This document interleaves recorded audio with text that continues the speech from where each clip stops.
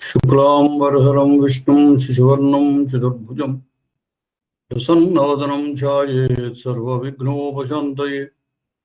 अगजाननपद्मार्कं गजाननमहर्निशम् अनेकदं तं भक्तानाम् एकदन्तमुपास्महे। वागीशाद्यात्समनसः सर्वार्थानामुपक्रमे नत्वा कृतकृत्याश्चस्तन्नमामि गजाननम्। शारदा शारदां भोजवदना वदनाम्बुजे सर्वदा सर्वदास्माकं सन्निधिं क्रियात्। गुरुर्ब्रह्मा गुरुर्विष्णु गुरुर्देवो महेश्वरः साक्षात् परं ब्रह्म तस्मै श्री गुरवे नमः। రోజు మహిమ్న స్తోత్రంలో 5వ శ్లోకం చెప్పుకోవాలి.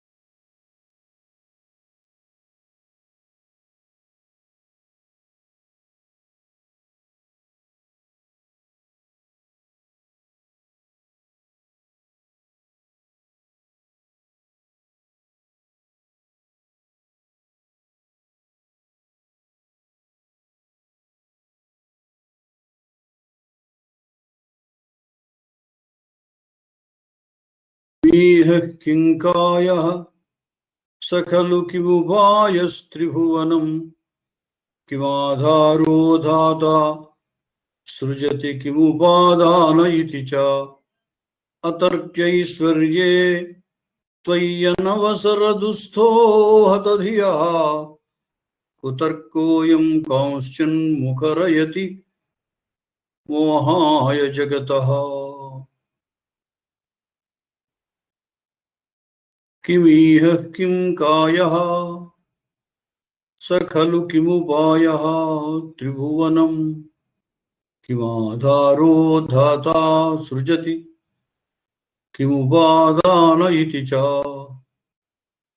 अतर्क्यैश्वर्ये त्वयि अनवसरदुस्थो हतधियः कुतर्कोऽयं कांश्चिन्मुखरयति మోహాయ జగతః. పరమాత్మతోటి కవి అంటున్నాడు, బ్రహ్మ ఈ ముల్లోకాల్ని సృష్టిస్తున్నాడు కదా, సహా ధాత త్రిభువనం సృజతి ఖలు. ఆ బ్రహ్మ ఈ ముల్లోకాలని సృష్టిస్తున్నాడు కదా, అలా సృష్టి చేసేటువంటి వాడికి కిం ఈహ అంటే అతడు ఏ పని చేస్తున్నాడు, ఏ చేష్ట చేస్తున్నాడు. కిం కాయః ఎటువంటి శరీరం ఉన్నది అతనికి. కిం ఉపాయః సృష్టి చేయడానికి సాధన సామగ్రి ఏమున్నది. కిం ఆధారః అతడు సృష్టి చేయడానికి ఆధారం ఏమున్నది. అతను ఒక చోట కూర్చొని సృష్టి చేయాలి కదా, మరి సృష్టి చేసిన వాళ్ళంతా ఎక్కడ ఉంటారు. ఈ దేని ఆధారంగా చేస్తున్న అతడు సృష్టి చేస్తున్నాడు. కిం ఉపాదానః ఈ సృష్టి చేయడానికి ప్రధానమైనటువంటి కారణమైన మూల పదార్థం ఏమిటి. కుండ చేయడానికి మట్టి మూల పదార్థం, అంచేత దాని ఉపాదాన కారణము అంటారు. అది లేనిదే కుండ తయారవదు. కాబట్టి తప్పనిసరిగా ఉండవలసినటువంటి కారణం ఏదైతే ఉందో దానికి ఉపాదాన కారణము అని అంటారు. అంచేది ఇక్కడ ఈ సృష్టి చేయడానికి ఆయన తప్పనిసరిగా ఉన్నటువంటి మూల పదార్థం ఏమిటి, దేంతో సృష్టి చేస్తున్నాడు? ఇటువంటి ప్రశ్నలన్నీ వస్తాయా? ఈ ప్రశ్నలన్నీ ఎటువంటివి అంటే కుతర్క, చెడ్డ తర్కం, మంచి తర్కం కాదు. అంటే కుతర్కం అని ఎందుకన్నాడంటే పరమాత్మ యొక్క శక్తిని మనం మన యొక్క మనస్సు చేత కానీ వాక్కు చేత కానీ చెప్పలేము, తెలుసుకోలేము. అటువంటి ఆ పరమాత్మ యొక్క గొప్పతనాన్ని ఈ విధంగా ప్రశ్నించడం అనేది కుతర్కం. ఇది అనవసర దుస్థ. అంటే ఈ తర్కం చేయవలసిన అవసరము లేదు అసలు.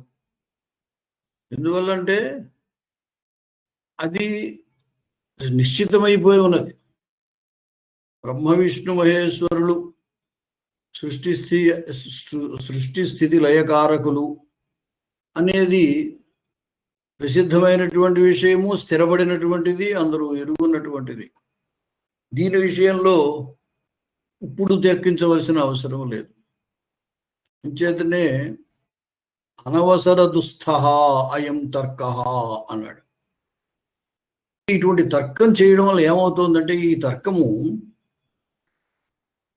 జగత మోహాయ, మళ్ళీ ఈ జగత్తునంతని కూడా మోహపరచడం కోసం, అంటే అజ్ఞానంలోకి నెట్టేయడం కోసం, హతధియ కాంశ్చిత్, బుద్ధి లేనటువంటి కొంతమందిని ముఖరయతి, మాట్లాడేటట్టు చేస్తోంది, వాగేటట్టు చేస్తోంది. ఎందువల్ల? ఎవరైతే ఒక దాని విషయమై ప్రశ్నించడం ప్రారంభిస్తారో మిగతా వాళ్ళకు కూడా అలా ప్రశ్నించాలి అనే బుద్ధి కలుగుతుంది. అంచేత పరమేశ్వరుడు ఉన్నాడా లేడా, బ్రహ్మ సృష్టి చేస్తాడా చేయడా, విష్ణువు రక్షిస్తున్నాడా లేదా, ఈశ్వరుడు లయకారుడు అవునా కాదా, ఇలాంటివన్నీ మహర్షులు వాళ్ళు చెప్పేసినటువంటి విషయాలు. ఈ విషయంలో తర్కం చేయవలసిన అవసరం లేదు. కానీ ఆ తర్కం చేయడం వల్ల ఏమవుతుందంటే కొంతమంది తెలివి తక్కువ వాళ్ళు కూడా ఈ తర్కాన్నే అనుసరించి వాళ్ళు కూడా ప్రశ్నలు చేస్తూ ఉంటారు. అలా ప్రశ్నలు చేస్తూ ఉంటే ఏమవుతుంది, క్రమంగా ఈ లోకము, జనం అందరూ మోహంలో పడతారు. అతర్క్యైశ్వర్యే త్వయి, ఆయన యొక్క ఐశ్వర్యము చర్చించాల్సినటువంటిది కాదు, చర్చించవలసిన అవసరము లేనటువంటి మహిమ కలిగిన వాడు ఆయన. ఆయన మహిమ అటువంటిది. అటువంటి ఐశ్వర్యము కలిగినటువంటి అతని విషయంలో, అంటే పరమాత్మ విషయములో ఈ కుతర్కం అనేది చేయడం వల్ల ఏమవుతుంది అంటే ఈ కుతర్కము ఇంకొక కొంతమంది